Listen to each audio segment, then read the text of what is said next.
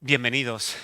Em, Gracias por el privilegio de regalarnos vuestra presencia aquí, hoy, en esta mañana.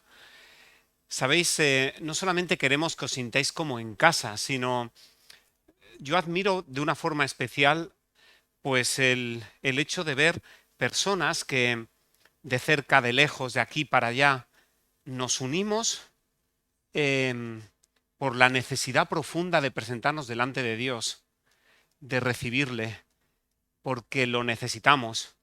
Para mí eso ya es un milagro. Por eso me impresiona mucho ver una iglesia llena con el ánimo y el anhelo más profundo de que Dios sea la respuesta a cada una de nuestras circunstancias, porque mira que somos diversos, mira que somos polifacéticos, pero nos une la necesidad de un Dios que hace que, como bien decía Noemí en esta mañana, ¿no?, las piezas encajen. Ojalá que conforme a la necesidad que te haya impulsado a venir en esta mañana a la casa de oración, ojalá que puedas ser saciado. Ojalá que puedas encontrar la respuesta al desafío que puedas estar afrontando. Gracias por estar aquí. Significa mucho para esta familia de Figueras.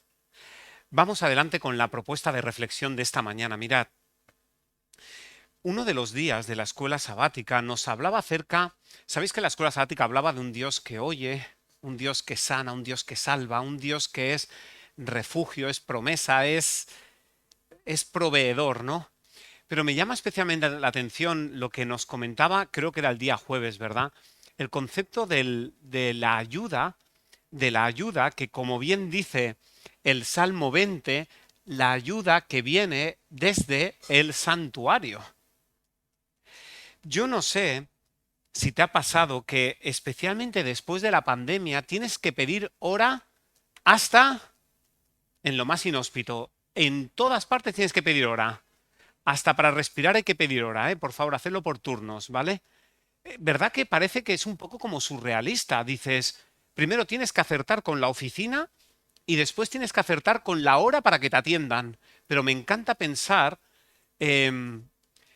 lo que dice el salmista en el Salmo 20, Dios escucha especialmente en nuestros días de conflicto.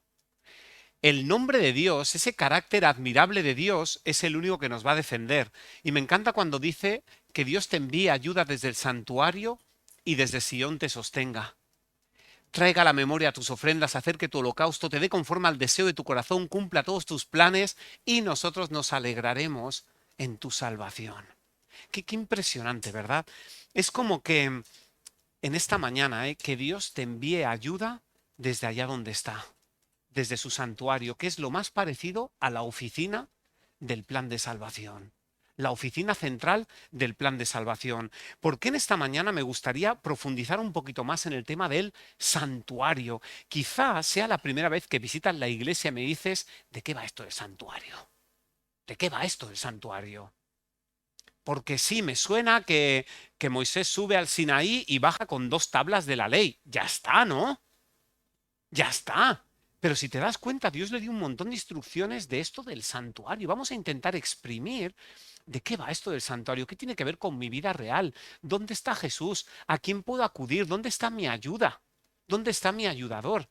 Me impresiona mucho pensar que en un libro que es magistral como El conflicto de los siglos, una de las cosas que dice con más claridad es, por favor, en la recta final de la historia de este mundo, ahora lo tienes que conocer esto, por favor. Esto entra en examen. Puede que haya otros temas que igual no entran en examen, pero en el examen de la vida esto entra. Así que ahora veremos algunas imágenes para que los niños sea fáciles dibujar, pero por favor, que nosotros nunca dejemos de tener la imagen mental de esto, ¿vale? Todos necesitamos comprenderlo por nosotros mismos, porque si no, fíjate, fíjate lo que dice el texto, ¿no? Dices, igual estás exagerando, ¿no? Si no, es muy difícil practicar la fe en el tiempo que te toca vivir o saber, oye, ¿dónde me pongo en la foto?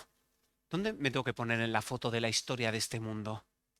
Fijaros de qué va la historia del santuario. El santuario es como el gran orientador. Yo recuerdo un pastor, Sergio Martorell, lo que decía es, si el campo es la Biblia, el santuario es el tesoro en el campo. Cuando lo entiendes bien, Todo lo demás puede encajar de otras maneras. Fíjate que dice que es el centro de la obra de Cristo en favor del ser humano. Y dice que es como que te lo revela todo y te conduce hasta el final del tiempo para que entiendas cómo arregla el Dios el conflicto en el que estamos metidos. Y fíjate qué interesante, ¿eh? Lo tienes que conocer a fondo y por ti mismo, por favor. A fondo y por ti mismo. A mí me ha encantado lo que estaba diciendo Simona de que hay grupos que están saliendo como setas. ¡Pop! Grupos de hermanos que se reúnen. Este tema sería apasionante para poderlo estudiar en profundidad, porque nos vamos a dar cuenta de que ahí está como todo el esquema. Si entiendes esto bien, wow, ahora entiendo más el plan. Ahora entiendo más de quién puedo depender. Ahora puedo confiar más. Puedo confiar más. Esa es la cuestión. ¿Sabéis? Una vez, yo admiro mucho a Daniel Bosquet, ¿no? Y a veces, guay, Daniel, tú es que tú eres muy inteligente. A veces le decía a la gente, dice, no, yo no soy inteligente, lo único es que a veces conecto las ideas. Si conectas las ideas, es más fácil luego saber las cosas. Y a veces no conectamos las ideas bien. Pero me llama la atención porque si tú conectas las ideas del santuario, te darás cuenta de que luego el mapa te sale. Y todos estamos en búsqueda de un tesoro. Y no somos cazatesoros, que digamos. Pero ¿me entendéis? Estamos buscando realidades eternas porque las de este mundo no me sacian. Y el santuario te puede ayudar justamente en esa dirección. Mira, chicos, esta puede ser una de las imágenes que podáis dibujar, ¿vale? Los mayores también, ¿eh? Hasta 120 años podéis hacerlo, ¿vale? Mira, esto era una imagen de aquellas épocas. ¿Cómo era santuario? Pues fíjate, imagínate, ¿no? El Sinaí estaría cerca, todas las tribus alrededor. Ahora hablaremos de más detalles, ¿vale? Pero es una imagen visual para decir, cuando hablas del santuario, ¿de qué va esto? ¿De qué va esto? ¿Tan importante es? ¿Esto no es para los judíos solamente? ¿O es que te has vuelto judaizante? No. Vamos a verlo, ¿vale? Esto sería un poquito el esquema. Aquí tenéis otro esquema con muchos detalles. Esto en internet lo podéis encontrar, ¿eh? Pero aquí tenéis otro esquema donde te das cuenta de colores, formas, figuras, utensilios, un esquema orientado, algo que dices, wow, qué pasada. Mira, si a lo mejor este dibujo te parece demasiado antiguo, mira, igual esto ya lo habéis visto, ¿vale? Pero una vez María José Jimeno, la profesora, ella estuvo en Estados Unidos un año de voluntariado y estuvo con este proyecto, igual ya lo habéis visto, os lo he mostrado en algún momento, ¿eh? Pero estuvo con este proyecto donde de alguna forma montaban el santuario. Sabéis que en América todo es a lo grande, ¿no? En Norteamérica, todo es a lo grande, ¿no? Pues ahí montaban el santuario y lo iban trasladando de aquí para allá, pues con un camión, una furgoneta, tal, tal, tal, y lo iban trasladando. Os enseño imágenes porque quizás sea lo más fácil para decir cómo poderme imaginar el santuario en el siglo XXI. Esto es lo que hacían ellos, ¿no? Ella es María José, aquí la encontramos montando lo que era esto era lo que era, dijéramos, el lugar santo ahí, pero con maquinaria, con todo, ¿no? Para haceros una idea. Aquí tenéis era una especie de exposición con sillas y aquí era como un corte transversal de cómo era el lugar santísimo para que lo pudiera ver la gente. Y aquí ella iba explicando a los que iban visitando el lugar, iban enseñándoles cómo funcionaban las diversas partes. ¿Vale? Aquí tenéis una imagen, fijaros, equivalente a un campo de béisbol, etcétera, ¿verdad? ¿Cómo podría ser, no? Un perímetro, un altar, una fuente y después algo aquí dentro, en plan, con dos compartimentos donde ahí estaba el famoso candelabro, el famoso pan, mesa con panes, altar de incienso y luego la famosa arca del pacto. Parece que estemos aquí en busca del arca perdida, está aquí, ¿vale? No hace falta buscarla, ¿vale? Aquí tenéis una imagen para verlo desde otras maneras. Era una forma visual de intentar que los visitantes pudieran verlo. Sabéis que aquí en España se lleva a cabo la Expo Biblia y una de las partes de la Expo Biblia es precisamente el santuario en miniatura. Y de verdad que allá donde hemos tenido el privilegio de hacerlo, la gente se queda, wow, ¿y esto? A mí esto me sonaba que era antiguo, pero fijaros, si esto no fuera importante, la Biblia no dedicaría tantísimos capítulos para hablar de esto. Por eso es sumamente importante, ¿vale? Aquí tenéis alguna otra imagen desde varias perspectivas. para que nos pudiéramos hacer una idea de cómo podría ser. Esto está hecho en tamaño real o lo más real posible dentro de las circunstancias.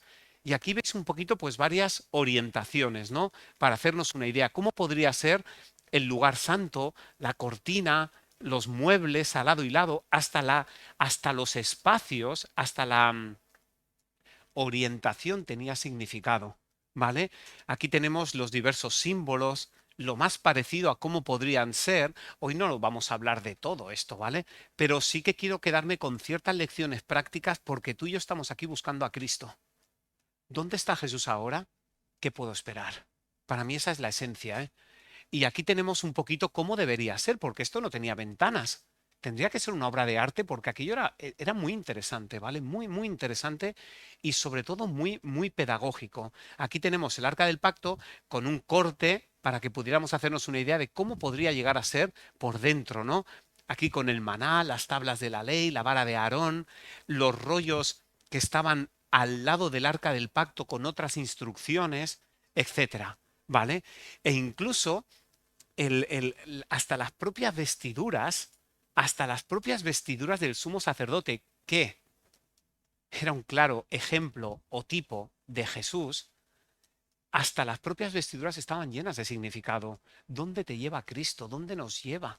Nos lleva encima. En estas piedras famosas, ¿verdad?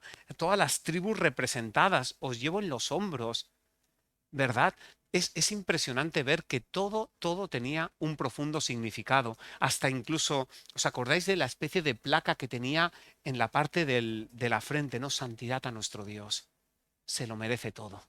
¿Vale?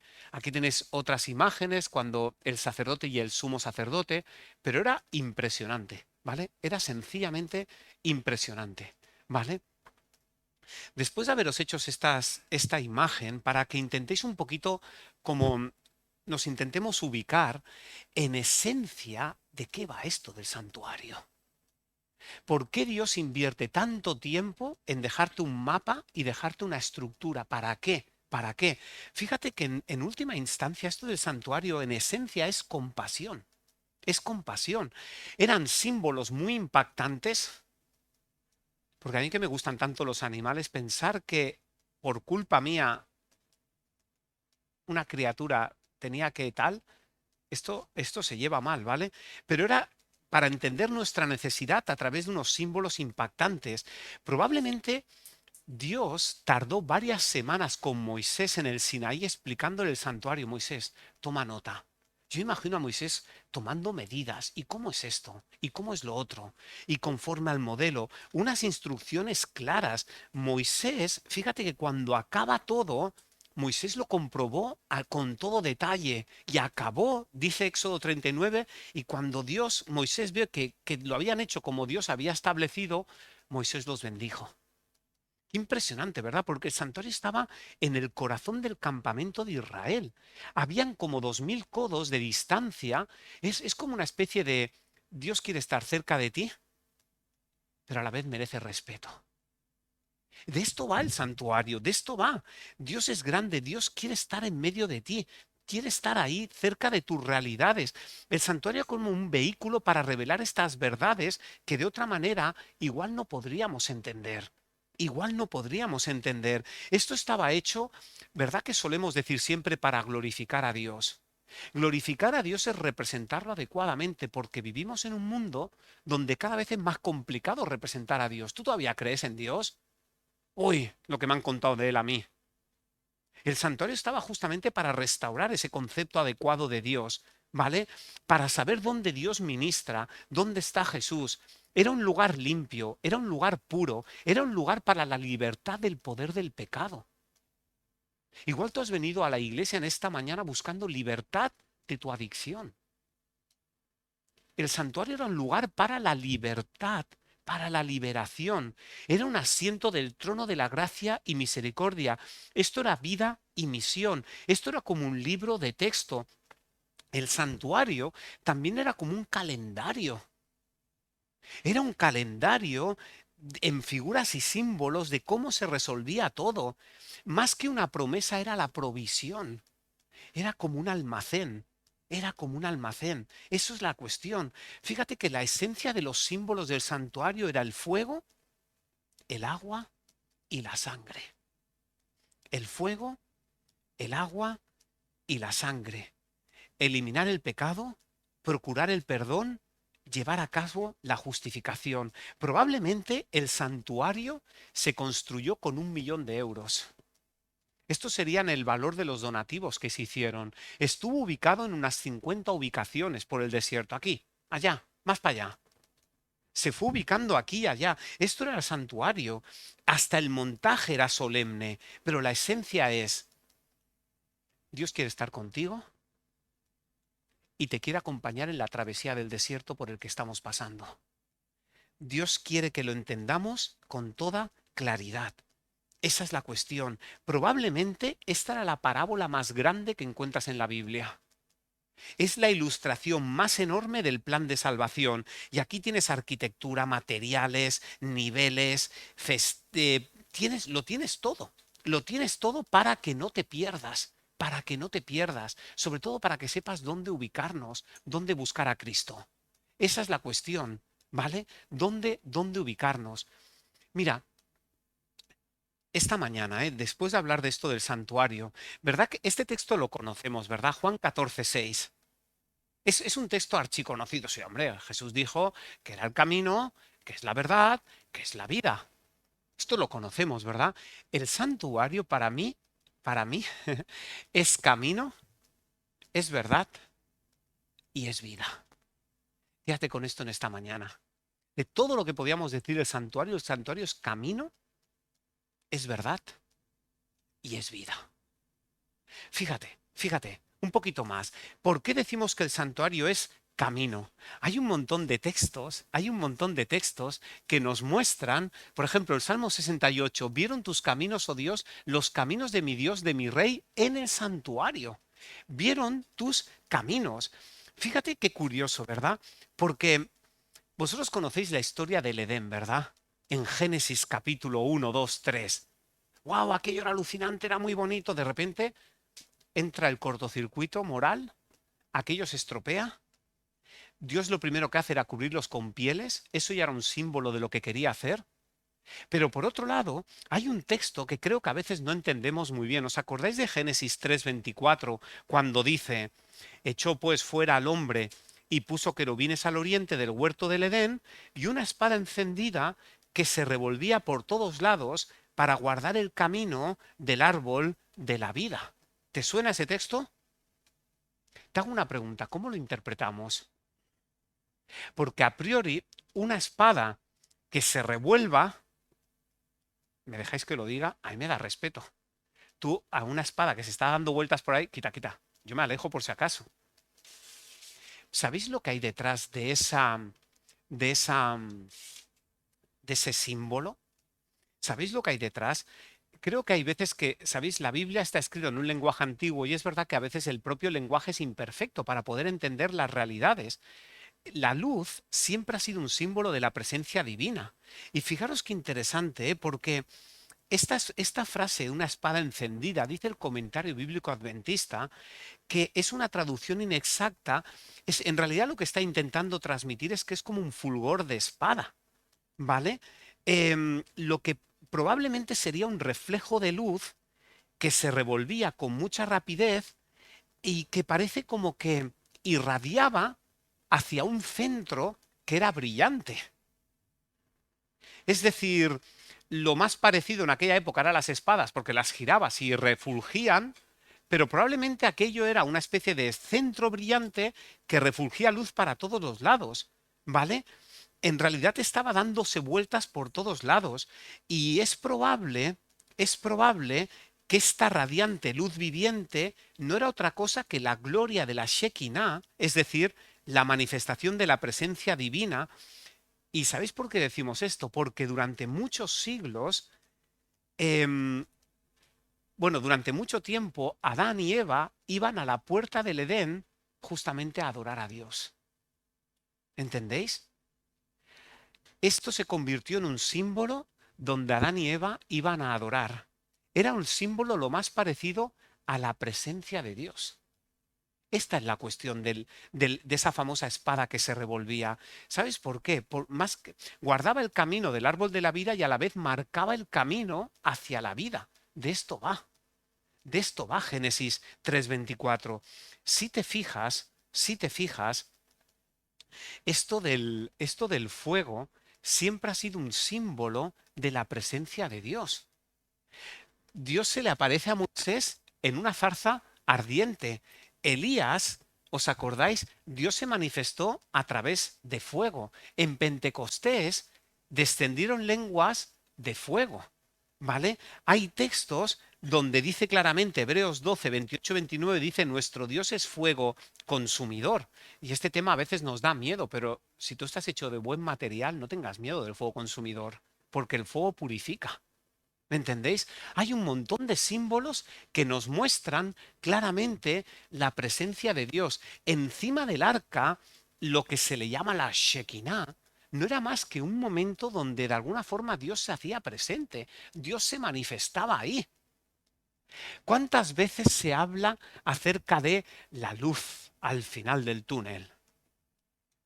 La luz al final del túnel no es otra forma que decir que Dios a través del santuario, a través de ese camino nuevo y vivo que Él abrió a través del velo, Él estaba mostrando la luz al final del túnel de la historia de este planeta. Él, en realidad, el santuario no es más que el camino de vuelta a casa. Dios ha preservado el camino para volver a la vida. Esa es la cuestión. Y cada uno de nosotros estamos llamados a caminar por ese camino. Esa espada de luz inspirada nos guiará a través de personas escogidas para que podamos volver a ver la gloria de Dios cara a cara. Como creyentes, queridos amigos, ¿cuántas veces cantamos la canción cara a cara espero verle? En realidad el santuario es el camino de vuelta a casa para que puedas ver cara a cara a nuestro Señor. Ese es el mayor anhelo, ese es el mayor sueño, de esto va. Por eso el santuario es el camino. De hecho, si tú te fijas, Jesús desandó el camino para que tú y yo podamos andar el camino hacia casa. Y eso a mí me maravilla. Necesitaremos una vida eterna para darle gracias a nuestro Dios. Necesitaremos una vida eterna. Jesús es el camino, pero Jesús también es la verdad. La verdad en mayúsculas.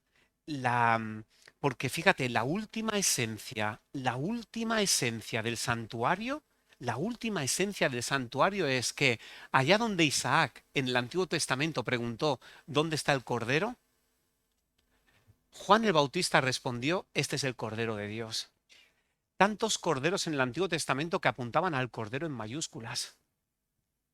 De esto va el santuario. En última instancia, no es solamente belleza y oro. El santuario te estaba apuntando a Cristo y lo que Él hizo por ti, por mí. Para que entiendas cómo se resuelve definitivamente esto. Y esto es delicado, porque tú fíjate, cada una de esas gotas que estaban allí, de color carmesí. Sabéis que la sangre es escandalosa. Aquí habéis médicos que trabajáis con ello. Pero la sangre no es más que un símbolo de la vida derramada. Alguien hizo algo por mí que yo no podía haber hecho. Cada una de estas gotas es una invitación a confesar nuestro pecado, a reclamar la muerte del único que podía hacerlo por mí y a permitir que alguien ministre a mi favor. En otras palabras, es arrepentimiento, es sustitución, es perdón, es mediación. Es la solución definitiva a lo que nos toca vivir. Esa es la cuestión. En otras palabras, es como que Dios quería que pudiéramos leer cuál era su propósito para el ser humano. ¿Cuál es el propósito de Dios para el ser humano? Su vida puede llegar a ser nuestra vida. Esa es la cuestión. Lo que Él hizo lo podemos ejemplificar y de su gloria podemos ganarnos, dejadme que lo diga así, la incandescencia. En su luz nosotros brillamos, pero no con luz propia, sino con la luz de Él. Esa es la cuestión. Por eso Jesús dijo claramente, yo soy la luz del mundo, pero después llega a decir, así alumbre vuestra luz, por reflejo de la luz verdadera. Esto es lo que más necesitamos. No es casualidad, queridos amigos, no es casualidad que Satanás intente buscar cualquier em, arma de distracción masiva para que no mires al lugar de donde tienes verdaderamente la solución. Si tú lees no vamos a hablar de todos los detalles, pero si tú lees con detenimiento, especialmente Daniel 7 y Daniel 8, te darás cuenta de que aquello no va solo de política. Aquello también va de un ataque contra el santuario. Uno de los textos más complicados es: el lugar del santuario fue echado por tierra. ¿Sabes por qué? Porque Satanás sabía que era ahí donde se ejecutaba y donde se resuelve todo este problema. Todo este problema. Esa es la cuestión. Y por eso intentó perseguir, intentó sustituir a quien tienes en el cielo por alguien aquí en la tierra que, con todo el respeto, no tiene capacidad ni poder para perdonar pecados. Y a partir de aquí, intentar cambiar la obra intercesora de Jesús por intercesiones humanas, o por dinero, o por tradiciones, elementos que no tienen nada que ver con la obra de Cristo en el santuario, sustituyendo la autoridad divina por cualquier tradición humana. No es casualidad que esto suceda, no es casualidad. Pero fíjate, un poquito más con el símbolo, un poquito más con el símbolo de la sangre, ¿verdad? Qué curioso, ¿verdad? Porque fíjate que estamos vivos gracias a que la sangre nos funciona. Estamos vivos gracias a que la sangre nos funciona. La sangre en nuestro cuerpo nos rejuvenece y nos mantiene vivos. La sangre de Cristo rejuvenece a la iglesia y nos mantiene vivos también. Cristo, el Salvador resucitado, es nuestra vida. Esa vida produce cambio en nosotros y eso es indescriptible. Gracias a ese carácter que está ahí. La sangre de Cristo es la sangre vital de redención que nos limpia, nos rejuvenece y nos da vida. Esta es la diferencia, no hay más. Y lo último, fíjate, lo último tiene que ver con em, camino, verdad, pero sobre todo quiero que esto sea vida para ti, para mí. Esto no es solamente un esquema que es verdad, sino es un esquema que puede marcar un antes y un después en tu vida. Puede marcar un antes y un después en tu vida. Esa es la propuesta, querido hermano. Esta es la propuesta. La propuesta en esta mañana es: por favor, ya no vivas para ti. No te quedes al pie de la cruz. Comprométete en el agua del bautismo, en el lavamiento de la regeneración, pero sobre todo, sigue haciendo uso de la luz, del incienso, del pan que te encuentras en el lugar santo. Y esto va más allá, querido amigo. Esto va más allá. ¿Sabes por qué? Porque esto no tiene solamente que ver em, con cada individuo, esto también tiene que ver con la iglesia. Por eso me encanta este texto cuando dice: mira, Cristo es la esencia. Nosotros como iglesia, ojalá que seamos edificados. ¿Sabes por qué? Porque quiero que esta sea la casa de Dios, que seamos edificados, que seamos restaurados. Esa es la cuestión. Ya no vivamos para nosotros, ya no vivamos. La mayor obra que Dios hace, el mayor plan de salvación, es la reconstrucción de personas que se renuevan. Esa es la mayor obra. La mayor obra que Dios hace es la obra de restauración del ser humano. La mayor evidencia del poder y del amor de Dios es tu vida transformada. No hay cosa más maravillosa que ver que hay hoy un antes y un después en tu vida. Gracias al pan, gracias al Espíritu, gracias a la oración, gracias a todos los elementos que están en el santuario, pero no hay cosa más milagrosa que eso. A mí me gusta mucho cómo define esta definición la gracia, ¿no? La gracia es el poder de Cristo que comparte con el creyente para permitirle vivir sus ideales dentro del templo de su personalidad. De esto va. Gracia es lo que Cristo puede hacer en tu personalidad para que refleje ese amor de Dios. Eso es la gracia. La gracia no es teórica ni es gratis, porque costó el precio de la cruz. Por eso quisiera que en esta mañana sobre todo te quedes con la idea de que en el santuario te vas a encontrar poder y hermosura.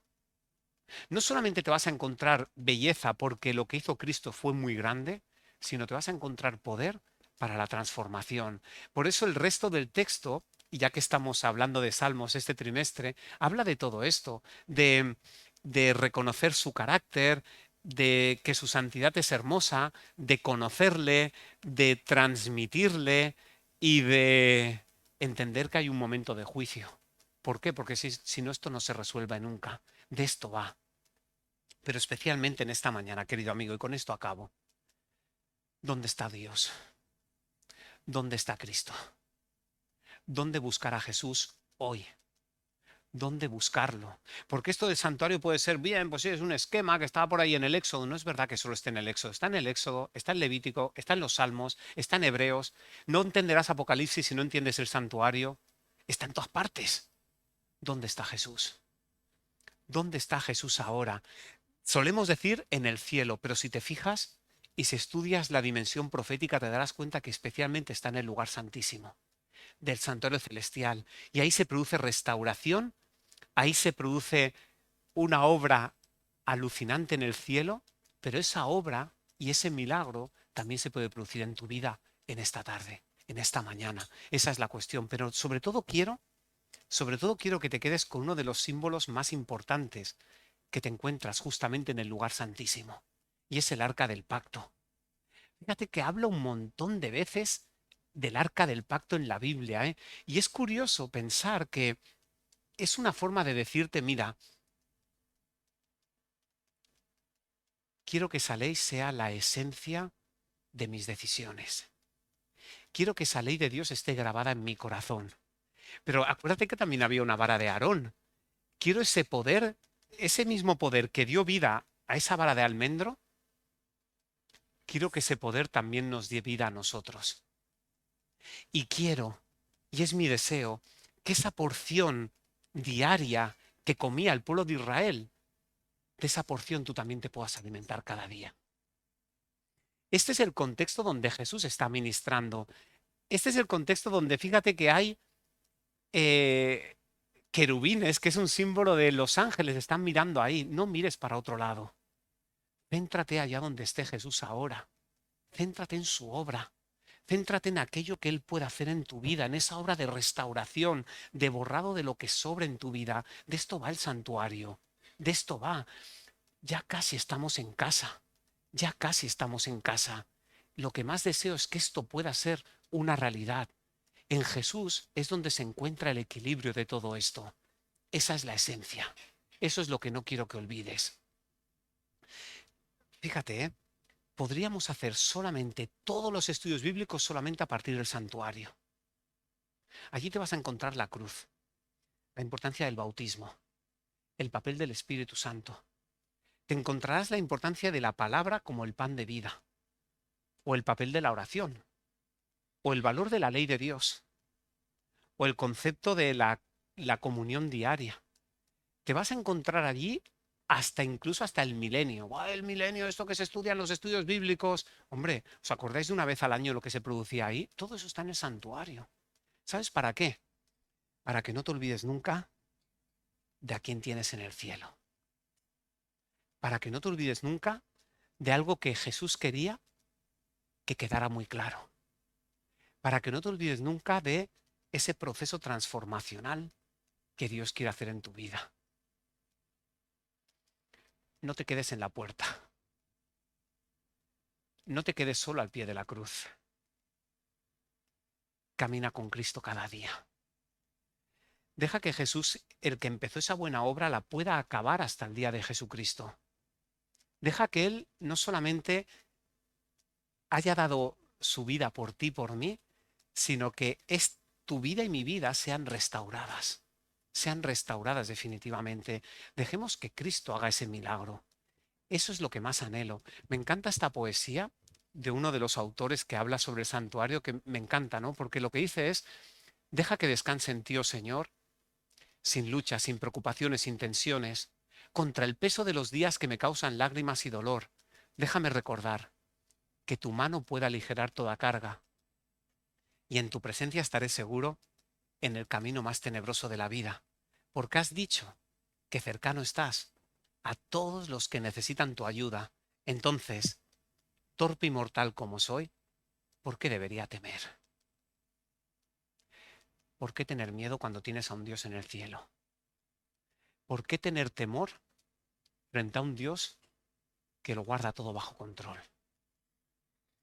Querido amigo, esto solamente es una introducción del santuario, pero es maravilloso poderlo estudiar en profundidad. Es inagotable, es inabarcable, pero a la vez es esencial para entender cómo tu vida puede cambiar. Y sobre todo es esencial para poder admirar a Cristo cada día hasta que le podamos ver cada día, hasta que podamos verle cara a cara. Y te dejo con este salmo, el Salmo 27, versículos 4 y 5. A mí me encanta cuando el salmista dice, mira, puedo pedir muchas cosas, pero es lo que más te pido, Señor. Es lo que más te pido en las batallas de mi vida. Te pido, Señor, que esté en la casa de Dios todos los días de mi vida. Quiero comprenderte en tu hermosura y quiero buscarlo en tu templo. Y fíjate qué bonito, ¿eh? Frente a las historias que nos toque vivir, frente a las cosas que no entendamos, dejemos que Dios nos esconda en su tabernáculo en el día del mal, que Él nos oculte en lo reservado de su morada y sobre una roca que es Cristo, que Él nos ponga en alto. Pronto viajaremos. En los aeropuertos hay zonas VIP, ¿verdad? Cuando tu mente está en esta zona VIP, no tienes nada que temer. Que esto pueda ser una realidad. Que las enseñanzas que Dios dejó con toda intencionalidad para ti, para mí, puedan resonar aquí dentro de nosotros. Convierte estos símbolos en motivos de oración. Deja que Dios te sane. Deja que Dios te restaure. Dejemos que Dios nos salve. Ya falta menos para verle cara a cara, para poder seguir adorando con Él por toda la eternidad. Que eso sea una realidad. Amén.